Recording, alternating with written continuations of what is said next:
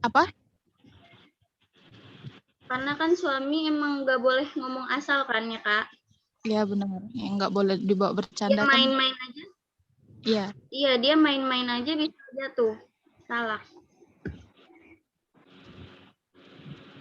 Saya tuh pernah dengar hadis dan itu sahih kalau nggak salah ya. Bisa ini teman-teman bisa dinukil dicari.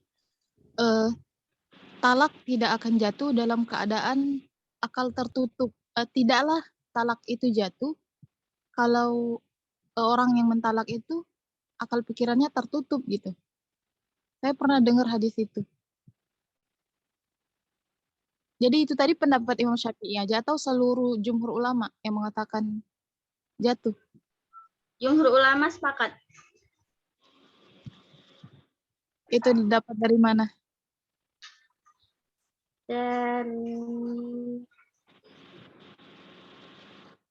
Dari jurnal. Bukan masalah jurnal ya, maksud saya ya bukan jurnal ya, kitabnya maksudnya. Kalau jurnal kan masih dipertanggungjawabkan. Masih belum bisa dipertanggungjawabkan. Kalau kitab kan masih bisa.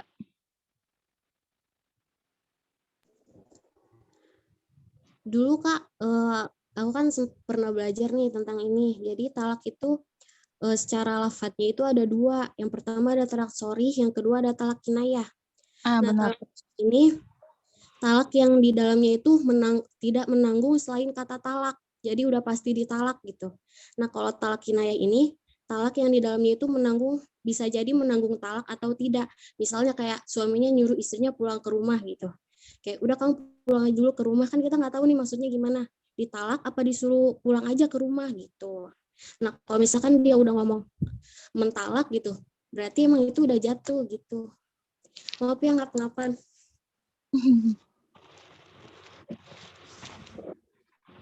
Tapi nggak tahu juga sih kalau hadis itu Kak, kalau setahu aku sih gitu. Mungkin ada teman-teman yang mau menambahkan. Apa? Kak Sukma, tadi kata-kata ada hadisnya gitu ya Kak? Iya, seingat saya itu Bukhari, seingat Boleh. saya. Oh, tapi Kakak ingat nggak kira-kira Kak? Maksudnya biar ada pengetahuan buat kita juga. Kullu talaqi jaizu illa talaq al-ma'lubu ala aqlihi. Seingat saya kayak gitu. Setiap talak itu sah kecuali talak suami yang tertakalnya. Seingat saya itu dan itu talaknya nggak sah karena sama seperti orang mabuk yang sholat kayak gitu. Seingat saya kayak gitu. Nanti coba diluruskan ya. Jadi saya pernah dengar ada hadis yang mengatakan ya talak itu nggak sah kalau orangnya udah bablas, akalnya udah hilang. Kan ada tuh orang marahnya nyampe marah parah kayak gitu. Itu seingat Kakak itu riwayat siapa Kak? Bukhari, coba deh sama-sama searching. Saya dari tadi pengen searching cuman nggak kebuka-buka mulu. Oh iya Kak, makasih ya Kak Sukma.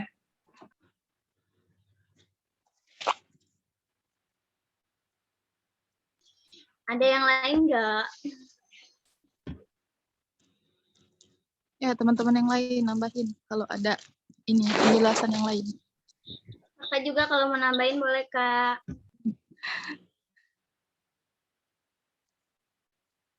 Dan makanya saya ragu tadi yang ada yang ngomong jumhur ulama.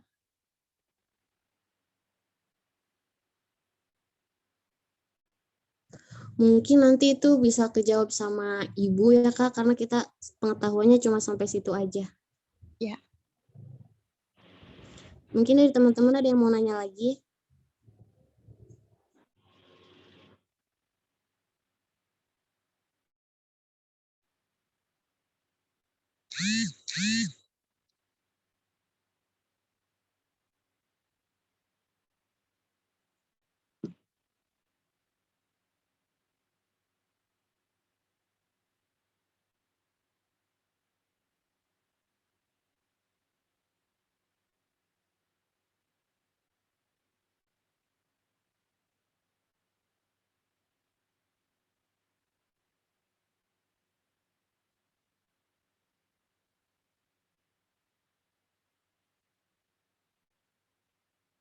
Nah, rukun talak itu apa?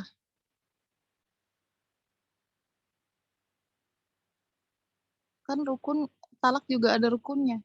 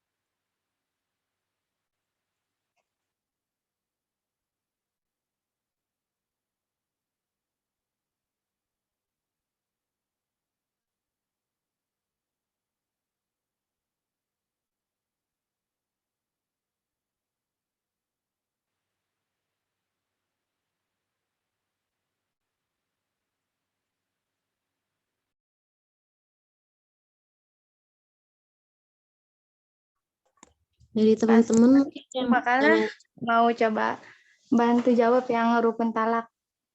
oh iya Rukun boleh. talak ya tadi. Iya benar. Iya. Di sini saya ada baca rukun talak itu berbeda-beda, Kak. Berbeda-beda pendapat. Ini menurut ulama Hanafiyah ya. Ini menurut ulama Malikiyah. Itu ada 4. Yang pertama, orang yang berkompeten melakukannya, maksudnya orang yang menjatuhkan talak itu adalah suami atau wakilnya, kuasa hukumnya, ataupun wali jika ia masih kecil. Yang kedua, dilakukan secara sengaja. Maksudnya orang yang menjatuhkan talak itu sengaja membacakan lafal-lafal yang termasuk kategori lafal kinayah yang jelas.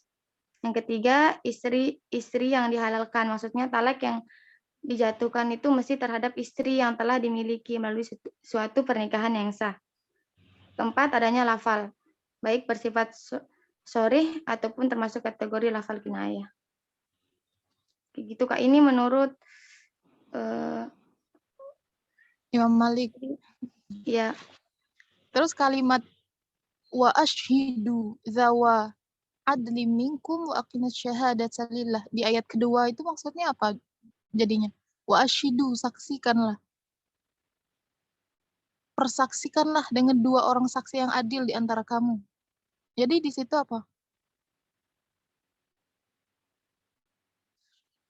Kayaknya itu, Kak, kalau dibawa ke pengadilan. Soalnya kan tadi lewat chat aja bisa jatuh talaknya. Yang setahu saya di kampus saya juga banyak, Kak, yang tiba-tiba suaminya merantau gitu terus diceraikan lewat chat aja langsung jatuh kan talaknya.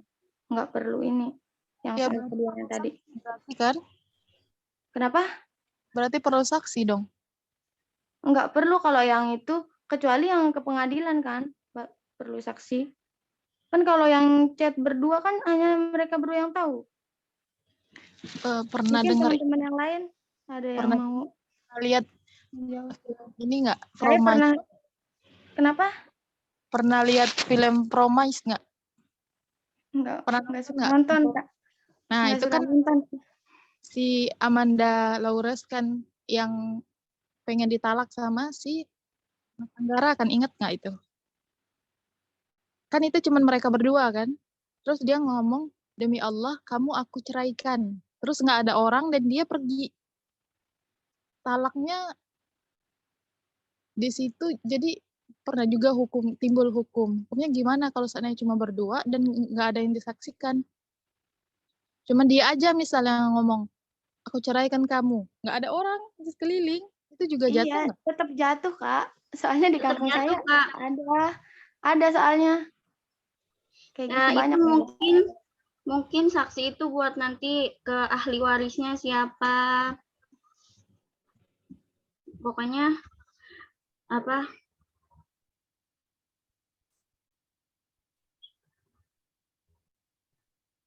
kalau misalkan kan mereka kan misalkan berantem nih, yang ya pokoknya pas di pengadilannya itu loh Kak, jika menolak pendapat ada yang nuduh gimana, pokoknya anaknya sama siapa gitu-gitu.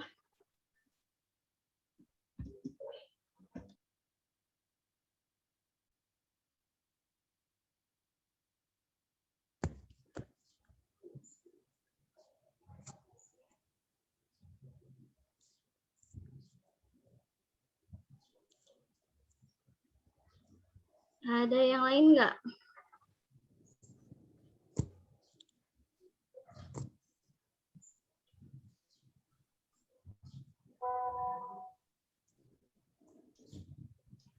Kalau ke ini kan ke pengadilan itu kayak ya hukum di negara gitu. Kita jalankan kan hukum juga bukan agama aja kita jalankan. Negara juga.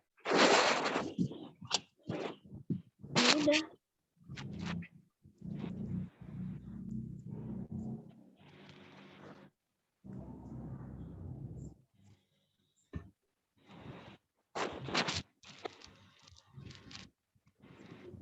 Gini Kak, soalnya kan talak ini kan tadi nggak boleh dipermainkan gitu. Mau dia cuman berdua yang tahu ya tetap jatuh talaknya. Ntar istrinya baru yang ngasih tahu ke kepala lingkungan atau ke keluarganya kayak gitu.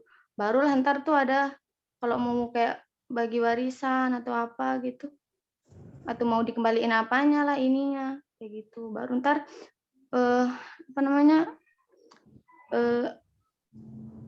Kepala ininya kepala dusunnya dia yang ngabarin kayak gitu.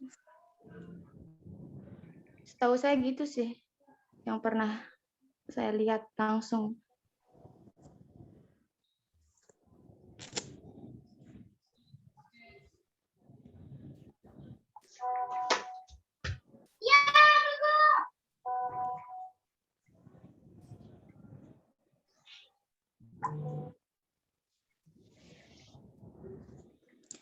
Gimana Kak Sukma, apa udah ini?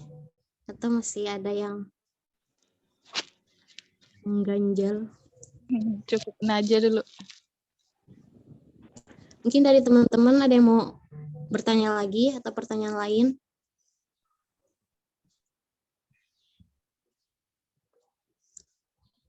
Kalau nggak ada, kita mungkin bisa langsung limpahin ke Ibu biar langsung dengar penjelasannya dari Ibu gitu.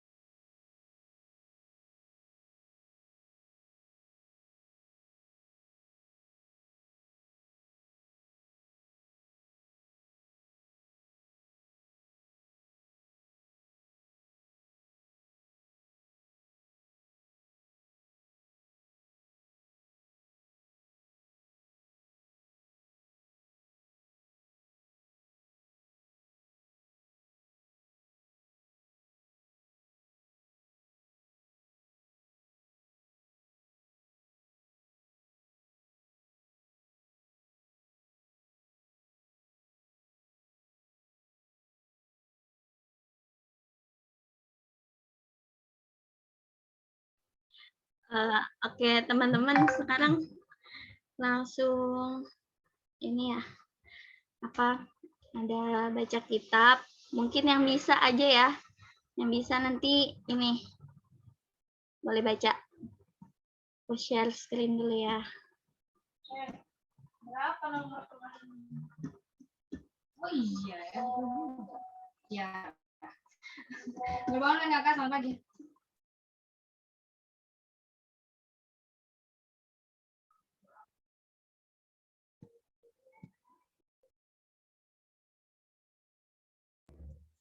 Kepada Umi dipersilakan baca. Ada yang mau nanya lagi kayaknya. Coba, nggak apa-apa nanya lagi.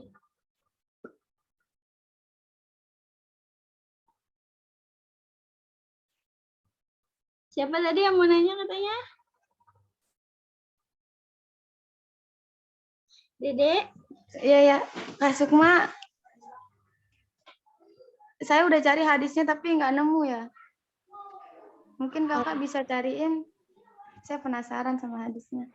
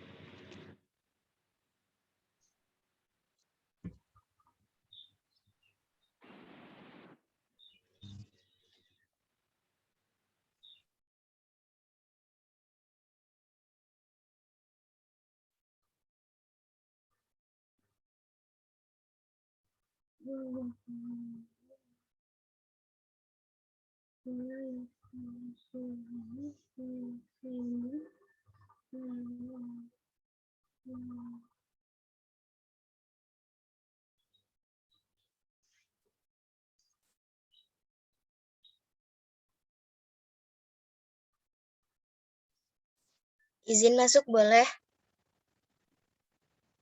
Boleh, Kak. Boleh, Kakak baca kitab boleh. Enggak baca kita, weh. Biar gak sepi aja. Bentar. Jadi tadi ya yang rukun talak itu sepeda pengetahuan saya, rukun talak itu ada 4. Pertama, pelaku talak. Nah, pelaku talak itu pasti suami kan? Itu yang pertama. Terus yang kedua, adanya kesadaran. Kadang ini ada hubungannya sama tadi yang hadis tertutup, akal tertutup itu ya. Jadi karena adanya kesadaran ini di sini termasuk rukun. Jadi kan kadang adanya talak itu mungkin karena emosi atau mungkin karena ada masalah. Kalau emosi kan pasti marah ya. Dan marah itu macam-macam. Ada yang marahnya sampai menutupi akal. Maksudnya itu menutupi akal itu maksudnya nggak sadar gitu. Jadi dari saking marahnya itu tingkat tertinggi gitu ya. Ada Jadi lagi. ya, gitu. Nah berarti itu nggak sadar kan? Berarti itu nggak masuk ke rukun ini. Gitu. Jadi harus sadar gitu, sadar. Ketiga, objek talak. Objek talak di sini berarti yang ditalakkan, berarti istri. Terus yang keempat, siwatnya. Siwatnya itu maksudnya bentuk lafaz dalam talaknya gitu. Itu saja mungkin, terima kasih. Kurang lebihnya mohon maaf. Jadi menurut Biba orang yang ngucapin talak dalam keadaan akalnya udah nyampe hilang itu nggak jatuh? Enggak, bukan menurut saya, Kak. Saya baca. Ya maksud saya bukan analoginya dari kalimat itu.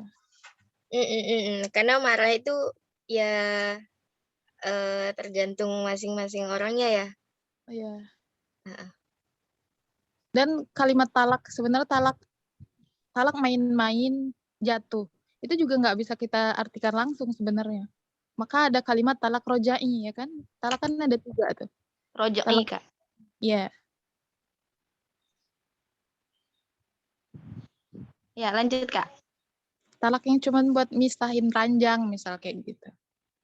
Malah ada ulama yang kayak kalau talak 3 ngomongnya bisa jadi talak 1 ya kan? kan ada tuh pendapat ulama yang kalau dibilang aku jatuhkan kamu talak 3, kalau menurut pendapat mazhab siapa gitu, itu jatuhnya 1. Pernah dengar nggak itu, Biba? Pernah Kak, lupa-lupa inget tapi mohon maaf. Jadi ada pemakalah juga tadi ngomongin kalau disaksikan itu nggak perlu. Ada juga saya baca kalau bukan baca sih, dengar kajian kalau saksi itu ada yang bilang sunnah. Dan saya pernah baca dan itu saksi itu wajib. Jadi saya agak gimana gitu, nyimpang karena belum ada masukan pembahasan gitu, penjelasannya. Aku boleh masuk nggak? Ya boleh. Ini aku ada nih dapat di NU online. Jadi maksudnya yang hilang sadar itu dari kitab Darul Kutub.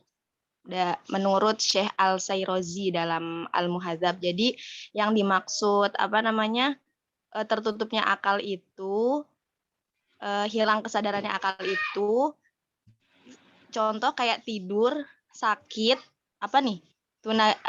tunagrahita dan mabuk. Jadi kalau misalnya ada orang yang dia ngomong talak dalam keadaan nggak sadar, tapi nggak sadar yang bisa dimaafkan gitu Kak. Jadi nggak sadar akalnya itu yang bisa dimaafkan, contoh tidur, tunagrahita, sakit, atau kayak mabuk gitu. Nah, kalau misalnya orangnya itu hilang kesadaran akalnya karena sebab yang tidak dimaafkan, kayak tanpa alasan gitu, itu tetap jatuh talak gitu Kak. Jadi semarah apapun tetap jatuh.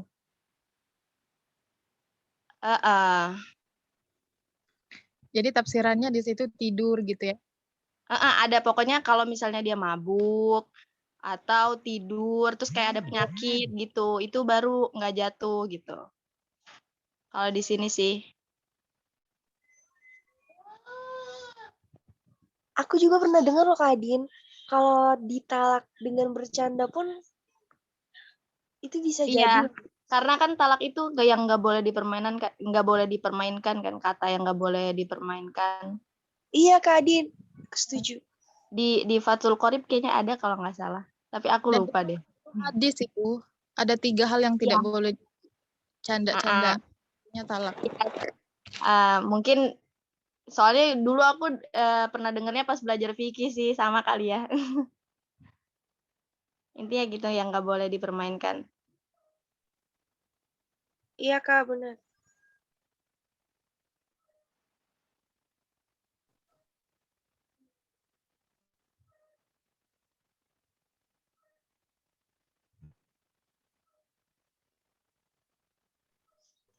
Udah clear belum?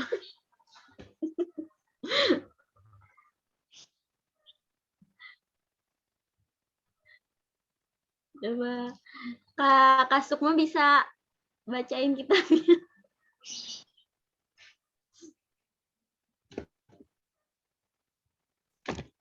Bacain apanya? Ini apa? Aku ini ada nih. Sedikit lagi. Oke. Lanjut. Enggak, dikit doang.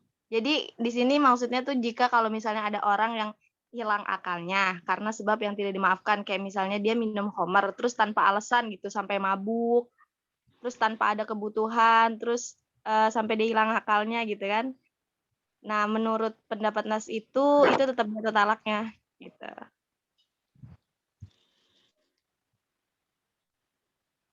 Ya udah lanjut deh, baca aja.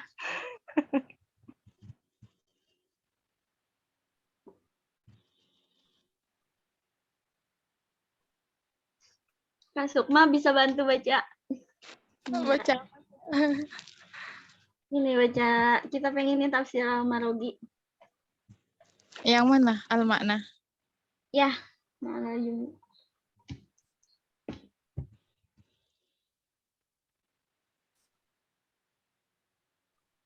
Bismillahirrahmanirrahim. amarallahu al-mu'minina ay yutlaqu nisa'ahum fi tuhri alladhi yahsabu lahunna min iddatihinna wa huwa at-taharu alladhi la wiqa'u fihi wa la yatluquhunna fi haidhi la ya'tad wa la ya' itu dal kan? Ya, kayaknya yang keduanya wow, Kak. Ya, La ya'taddu nabih min quru ihin. ya min quru'ihinna. Hamzah ya, maaf mata saya nggak ini. Kenapa dah?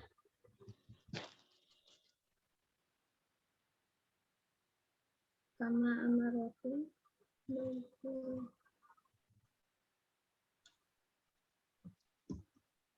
Kama amarahum bidabtil iddati wa hifdhiha. Itu sampai mana bacanya? Sampai habis.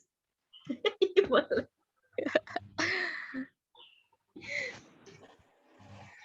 Kenapa? Mungkin langsung ke al-idah aja, Kak. Al-idah. Mm. Ini pengertian kesimpulannya aja gitu loh, Kak. Bismillahirrahmanirrahim. Al-idah. Ya ayyuhan nabiyyu idza talaqtumun nisa fatalliquhunna li'iddatihinna. Ay ayyuhal mu'minuna idza aradtum talaqu nisa'akum fatalliquhunna li zamani mahsubi min iddatihinna. Hai para nabi, apabila kalian mentolak istri kalian, maka tolaklah mereka iddatihinna tadi apa? Pada maksa waktu ya? Ada ya waktu yang tepat. Masa yang tepat. iddahnya. Artinya, hai orang mukmin di sini ya. Ya ayuhan nabi, berarti mencakup pesannya ke nabi tapi perintahnya untuk semua. Apabila kalian bermaksud mentalak istri-istri kalian, maka tolaklah mereka dengan waktu yang baik kayak gitu. Wahwa di sini waktu di zaman ini wahwa tahrun la qirbana apa ini? Yang mendekati, yang tidak mendekati dan dia itu ada harokat ya di bawah ro. Lat Oriban. Harokat Iya. kan itu bukan titik. Iya.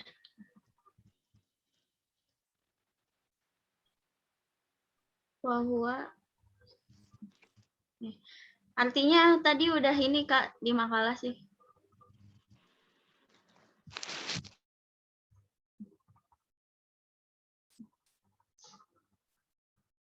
Sampai ada yang mau coba yang lain nggak? Bahwa telah periban fi hatta la yakulu alaihinna zamanul iddah. Wa in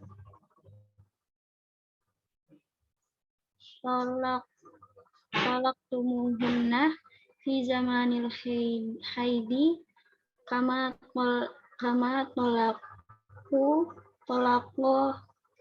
apa nih?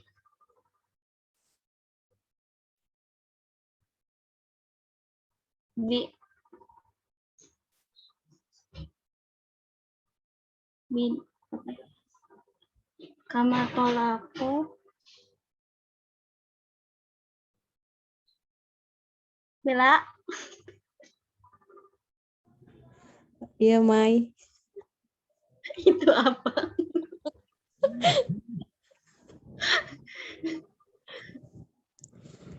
Mungkin Kak Biba bisa bantu kita nggak, Kak Biba? Apa ya? Bantu apa? Ini Kak bantu. Ini Kak, yang apa? Bait apa sih? Ketiga, baris ketiga. Karena tolaku badian ya? Apa? Di zoomin, Beb. Oh, belum. Sebentar. Ih, kenapa sih? Ini kan nih. Mm-mm. Tolak. Badaian. Iya, Keluar masuk.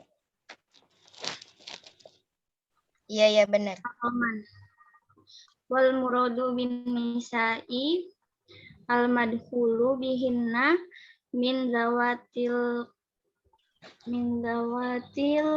apa tuh? Aqra'i. Benar gak? Ya benar.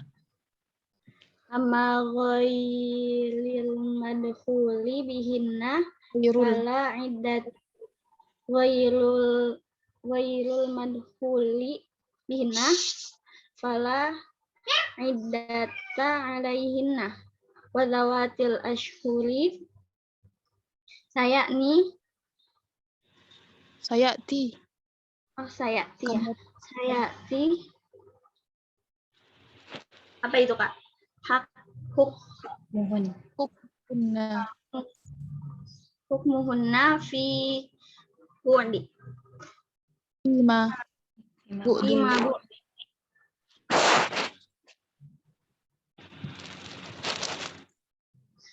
Udah ya?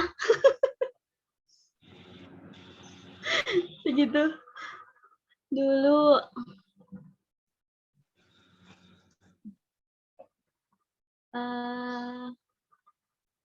Baca aja Umi. Aduh.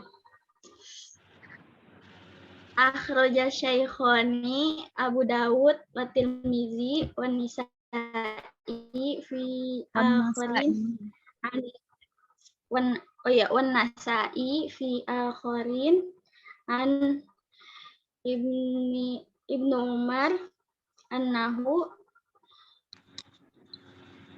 talaqa imra'atahu wa hiya haidun fadzakara dzalika Amru apa nih? Umar. Fadzakara dzalika Umaru li Rasulillah sallallahu alaihi wasallam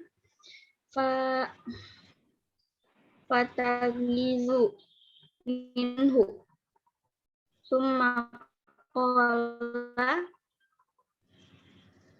liura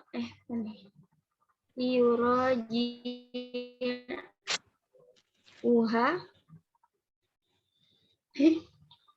Summa summa yamsiku. yamsikuha hatta tathuru Uro summa hatta tathuru summa tahidu summa tathuru fa'in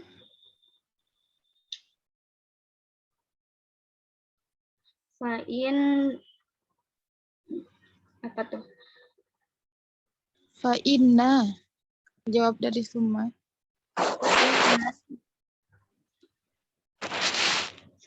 Badalahu an ayyutlaqaha. falyutlaqaha qabla yamsuha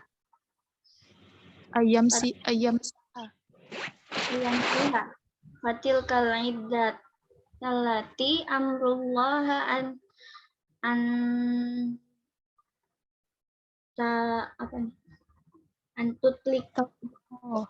tatliko lahan nisa. Udah Kak, mungkin sampai situ aja ya.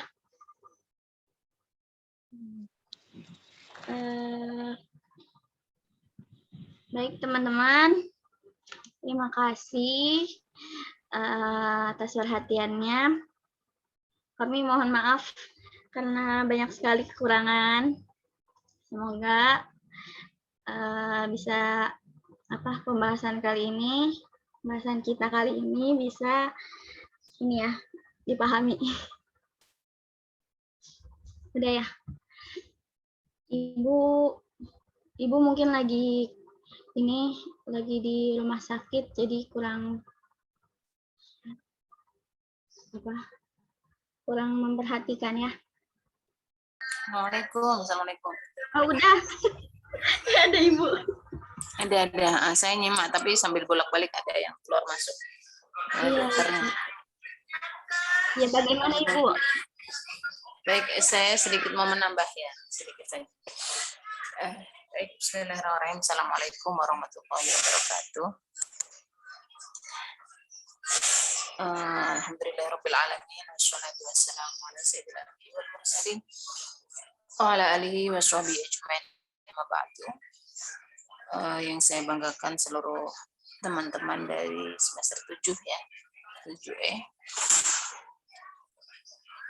Mohon maaf saya nggak bisa buka kamera ya karena kurang sepertinya kurang pas. Baik, terima kasih pemakalah. Tadi pemakalahnya Umi sama siapa Umi? Siti Nabila Nurul Alfia, Bu Bella. Sama Bella ya. Terima kasih. Untuk pembahasan kita hari ini adalah tentang surah At-Tolak 1-3, betul ya? Betul, Ibu. Nah, di At-Tolak ini, sebentar saya sambil buka makalah.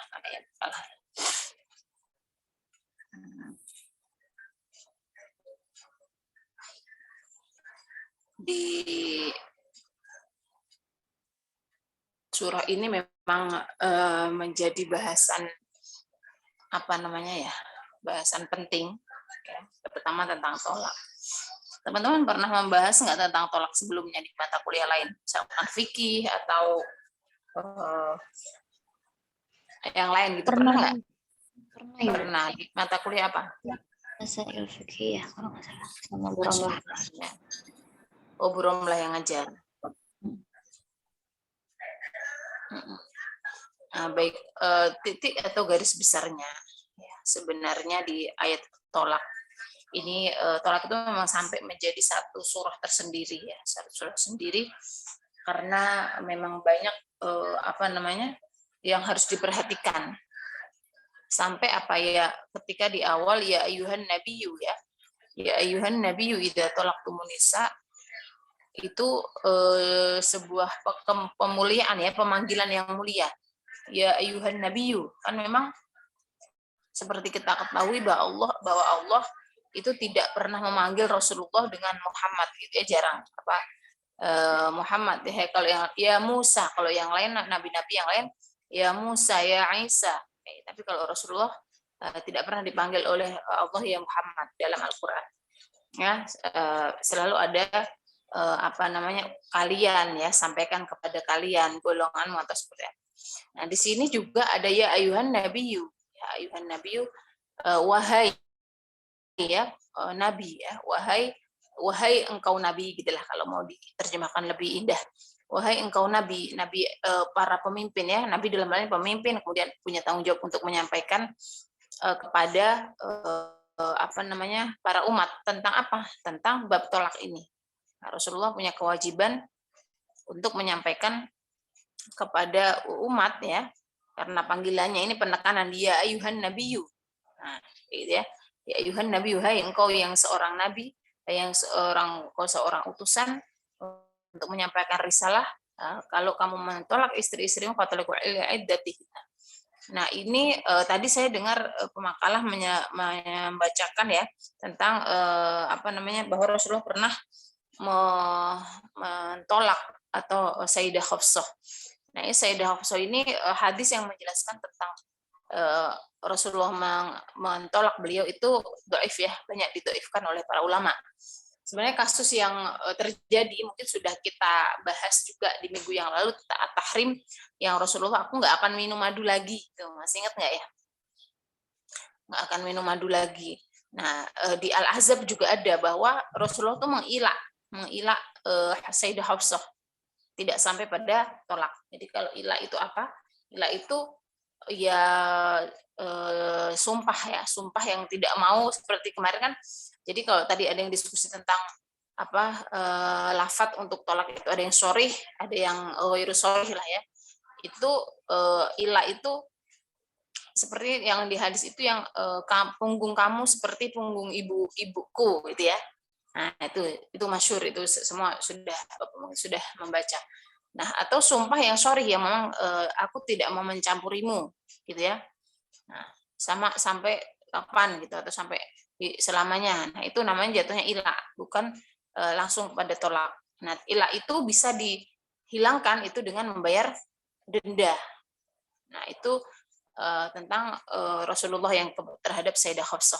Nah, ternyata memang apa-apa yang Rasulullah lakukan, nah itu juga mengandung hukum. Jadi kadang kalau orang yang mau mengkritik Rasulullah, Rasulullah saja begini.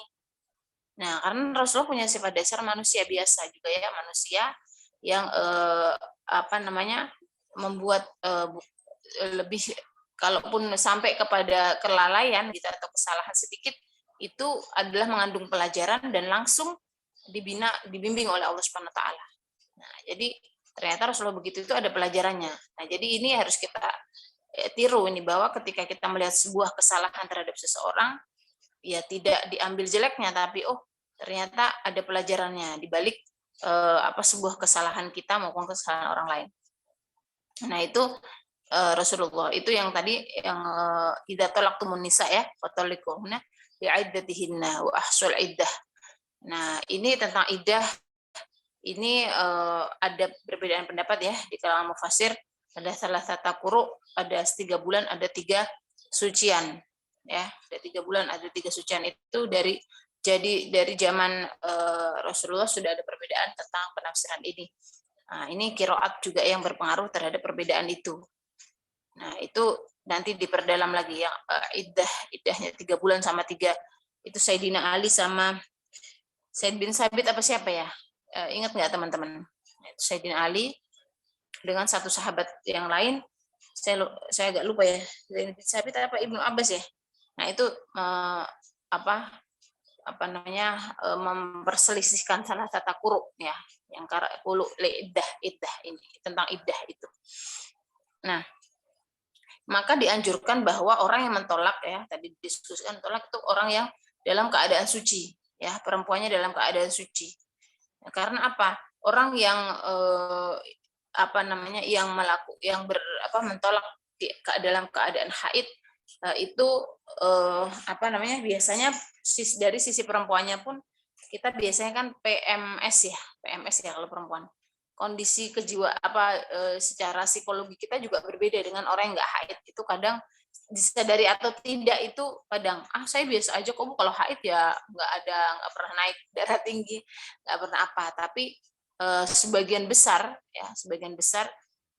itu adalah kondisi psikologi karena fisiknya kurang fit dengan haid itu, maka kondisinya masih ini. Nah, itu diantara hikmahnya. Jadi nunggu nanti waktu suci. Nah, hikmah yang lain adalah ketika waktu suci itu akalnya bukan akalnya berkurang ya, tapi kondisi kejiwaan, kondisi psikologi itu sudah perempuan sempurna, jadi bisa diskusi antara suami dan istri. Nah, dan atau kalau dalam kondisi suci, seorang suami bisa menggauli istrinya, dan itu menjadi salah satu yang membuat rukun ya dalam hubungan suami istri itu. Nah, ini nggak apa-apa ya. Ini udah semester 7, jadi sedikit vulgar nggak apa-apa. Nah, jadi langsung dengan bahasa-bahasa yang udah langsung dipahami. Nah, itu bisa hikmahnya di situ diantaranya. Jadi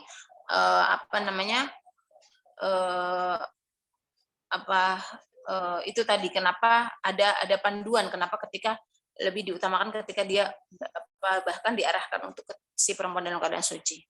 Nah, dan kalau teman-teman baca tentang surah at-tolak, atau bukan di surah at-tolak saja ya, di surah-surah yang lain berkaitan dengan tolak, itu Allah banyak menekankan 2 kata ya. Kalau saya amati ada tentang ketakwaan dan ada tentang ketawakalan. Wattaqullah, di sini ada wattaqullaha rabbakum. Karena apa? Sangat rentan sekali orang yang sudah menikah kemudian ada perselisihan, itu yang tadinya baik banget yang tadinya saling mencintai, saling itu kemudian menjadi seperti musuh. Nah, itu sangat berpotensi bisa. Jadi kan kalau di anak muda itu biasanya antara tipis bedanya antara benci dan cinta. Nah, biasanya begitu. Nggak menyangka ya gitu ya. Jadi penekanan ada di kata-kata ittaqullah wattaqullah. Nah, bertakwalah kepada Allah. Jadi apa sih? Kemudian ada yang banyak juga ayatnya berkaitan dengan tolak ini adalah wa tawakkal 'ala Allah. Fa huwa hasbuh tadi ya di bawah itu. Ya, itu nggak cuma di 2 ayat ini, tapi di berbagai ayat-ayat banyak gitu ya. Karena saya pernah di waktu S3 ini saya bikin makalah tentang ini gitu. Cuman nggak tahu makalahnya. Harusnya bisa dibuat jurnal itu. Tadi kan makalah merujuknya jurnal ya. Nah, saya belum sampai saya bikin jurnal. Nah, kemudian kenapa begitu ya? Kenapa harus bertakwa? Karena segala sesuatu itu harus ada remnya, yaitu ketakwaan kepada Allah. Nah, orang teman-teman pernah berantem nggak? Pernah punya teman terus berantem nggak? Pernah nggak Umi? Berantem sama teman? Pernah ya? Nah, kalau berantem kan kebaikannya hilang semua ya nggak? Iya. Kebaikannya hilang semua. Yang diingat apa? Yang diingat cuma ya jeleknya aja, kesalahannya semuanya. Nah, itu orang berantem. Nah, jadi Allah berpesan wattaqullah, maka harus tetap bertakwa kepada Allah. Karena hubungan pernikahan itu adalah hubungan yang mitsaqun ghalidun. Ya, perjanjian agung suci. Ya, langsung sama Allah itu. Ya, walaupun ada wali, ada saksi, gitu ya. Secara itu sunatullahnya itu adalah logisme ya logisme. Kelogikaan yang yang harus diterima, yang bisa diterima manusia. Nah, tetapi yang ghaibnya itu adalah bahwa dia bersumpah atau berjanji kepada Allah langsung untuk pernikahan itu. Nah, makanya minggu lalu juga saya bilang kalau suami istrinya itu bertatapan aja hadisnya ya, walaupun ada yang sebagian doif gitu ya, banyak fadilul dalam kelebihan suami istri bertemu itu menghapuskan dosa atau pahalanya ya. Memang kalau ada yang pahalanya banyak sekali ya untuk itu karena itu gitu ya, karena ibadah terus ya, karena juga ngeselin terus mungkin gitu ya karena ada ketemu ini lagi ya, keluar kamar ketemu ini, masuk kamar ketemu ini gitu ya, dan harus menghadapi bersama. Nah, itu maka harus ada ketakwaan dalam sampai pada ketika pun mentolak itu harus ada ketakwaan kepada Allah. Jadi harus dilandasi karena Allah Subhanahu wa taala. Nah, itu yang terpenting dari ayat ini. Itu. Ini yang sering hilang orang-orang kalau sudah itu tadi bermusuhan ya hilang. Pokoknya benci aja. Ya boleh benci. Nah, tapi harus dalam menyikapi oke deh udahlah kita nggak usah berteman lagi, atau kalau suami istri karena ada hubungan ya, ikatan tolak itu kan memutuskan ikatan. Jadi dia harus logis juga gitu dalam menyikapi. Nah, ya, kemudian wattaqullaha rabbakum. Apa tadi ayatnya terusnya? Wala tukhrijuna min buyutihinna ya. Wala yurjina ila yatina basyir bayinah. Nah, ini itu tadi sudah dijelaskan pemakalah bahwa banyak hikmahnya juga ketika Allah melarang jangan dikeluarkan dulu dari rumahnya ya, karena untuk rujuk kembali ada potensi ada. Nah, tetapi ini adalah Al-Qur'an atau Islam di sini itu memuliakan sekali perempuan ya, kita lihat ya. Jadi jangan sampai orang itu, namanya perempuan itu kan lebih baper. Nah, orang yang ditolak itu yang sakit siapa? Ya suaminya apa istrinya ya, semuanya ya tersakiti dalam hal itu. Nah, ya tersakiti. Nah, kalau udah sakit terus malah disuruh pergi lagi. Nah, itu bertubi-tubi sakitnya. Nah, perempuan. Nah, jadi di situ ada perlindungan terhadap perempuan. Nah, ayat-ayat yang membela perempuan di sini. Gitu ya, membela perempuan. Nah, jadi kemaslahatan. Nah, kemudian ila ayatina bihasyyin mubayyinah, kecuali memang dia itu berbuat fahisyah. Fahisyah itu kalau kita lihat dari kalau fahisyah saja itu adalah perbuatan yang baik, kalau pakai al-ma'rifah ya, al-fahisyah itu hanya perbuatan keji yaitu zina, tapi kalau fahisyah itu ya perbuatan keji yang tidak baik, atau sampai misalkan istrinya itu tidak menerima keputusan untuk bercerai, kemudian dia ngamuk dan sebagainya, yang sampai pada tahap membahayakan, nah itu boleh dipergikan ya. Jadi makanya di sini menggunakan bifahisyah, tidak hanya zina saja, tetapi hal-hal yang buruk yang memang sudah jelas dilakukan. Nah, terus udah ya, itu yang ayat 1. Nah, tentang talak ini tadi teman-teman berdiskusi sah enggak kalau marah gitu ya. Nah, itu memang ada dua ya kalau untuk kesahan tidaknya itu ada yang kalau memang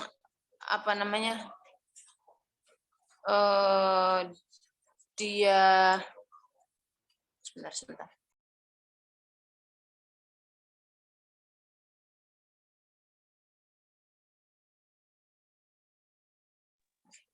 Nah, baik, ada yang marahnya memang marah yang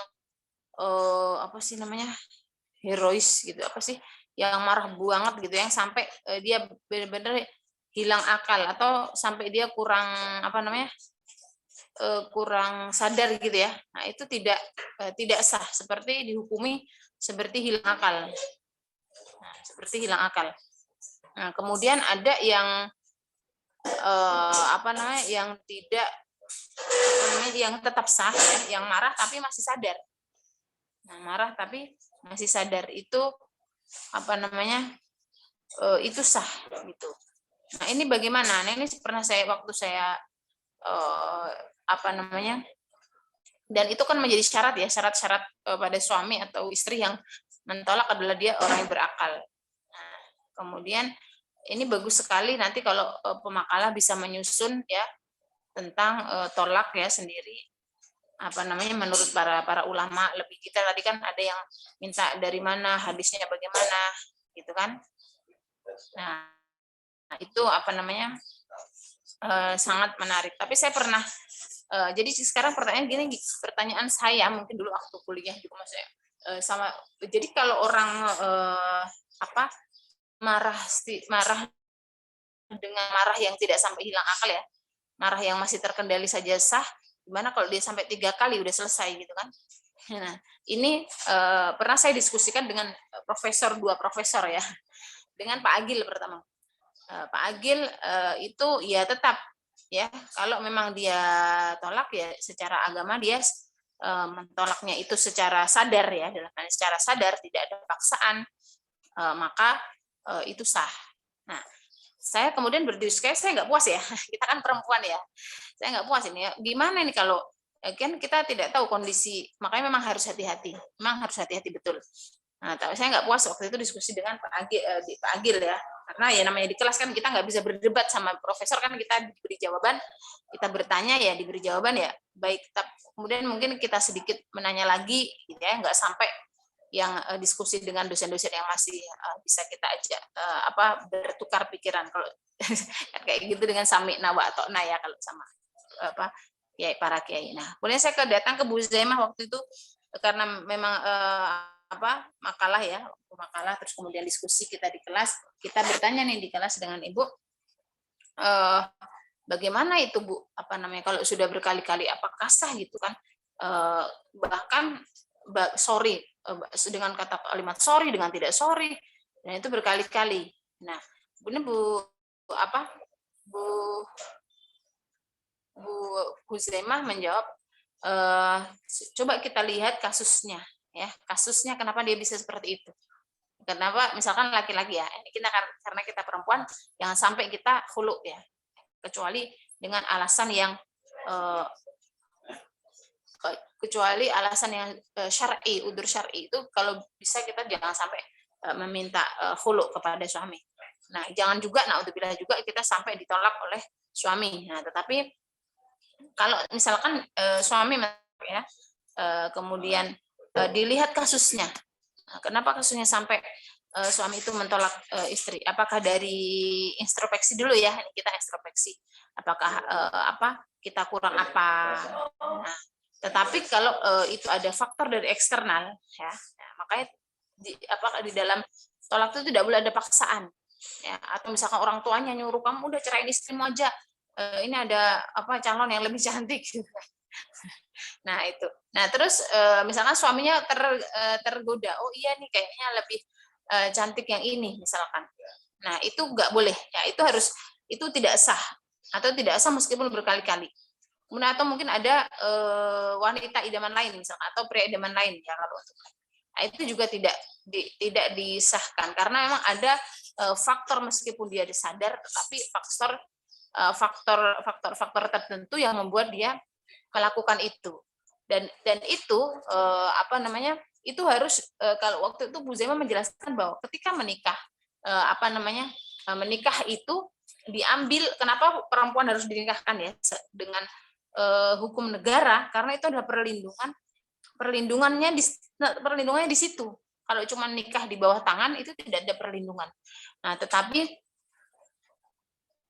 baik 19.30 ya, 5 menit lagi. Jadi itu apa namanya? Selama itu tidak dibawa ke meja pengadilan, maka itu tidak dianggap sampai kepada talak 3. Nah, itu untuk mungkin penambahan saya. Mungkin ayat yang selanjutnya teman-teman sudah bisa memahami ya. Itu tadi yang sempat saya simak dari diskusi ya, karena apa namanya banyak yang keluar masuk di kamar ini. Mungkin itu saja karena teman-teman harus melanjutkan apa namanya perkuliahan selanjutnya. Itu tadi bahwa garis besarnya adalah untuk kita bahwa apapun yang kita kerjakan, apapun kondisi ya, emosi bahwa ketakwaan dan ketakwaan kepada Allah itu harus menjadi kunci yang utama. Baik, mungkin saya akhiri. Kurang lebihnya mohon maaf. Siapa dosennya yang selanjutnya? Ya, Rozi, Bu. Pak Rozi. Baik. Beliau rajin hadir ya? Hadir terus ya? Iya, Ibu, hadir terus. Baik, alhamdulillah. Baik, teman-teman, terima kasih semuanya. Kurang lebihnya dari saya mohon maaf. Akhirul kalam. Wassalamualaikum warahmatullahi wabarakatuh.